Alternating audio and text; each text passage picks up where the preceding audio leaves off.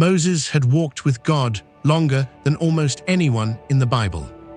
He had spoken to him in burning fire. He had seen seas split, manna fall, and water flow from rock. And yet, one moment changed everything. After 40 years in the wilderness, the people of Israel were exhausted. They were thirsty. They were angry. And once again, they complained. They stood before Moses and cried, "Why did you bring us here to die?" Moses was tired too. He had carried these people through deserts, battles, and rebellions. And in his weariness, something quietly slipped into his heart: frustration. God gave Moses a simple instruction: speak to the rock and water will come out. Not strike it, not shout, just speak. But Moses didn't do that.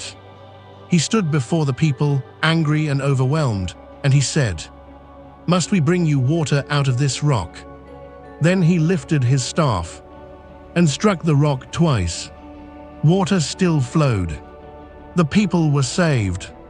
But something had broken. Moses had done what God once allowed him to do before. But this time, God had given a new command. And Moses let his emotions override God's instruction. God wasn't just providing water that day. He was revealing something deeper: that he is a God who brings life through his word, not through anger. By striking the rock instead of speaking to it, Moses misrepresented God before the people. He made God look harsh when God was being merciful. And that was the mistake.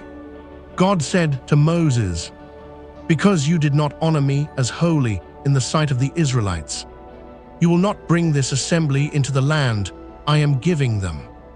Moses would see the promised land, but he would never step into it. After all the miracles, after all the obedience, after all the years of faithfulness, one moment of misplaced anger cost him the destination he had waited his whole life for. This story isn't about a cruel God. It's about a holy one.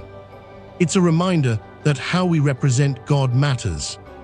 That obedience is not just about doing something.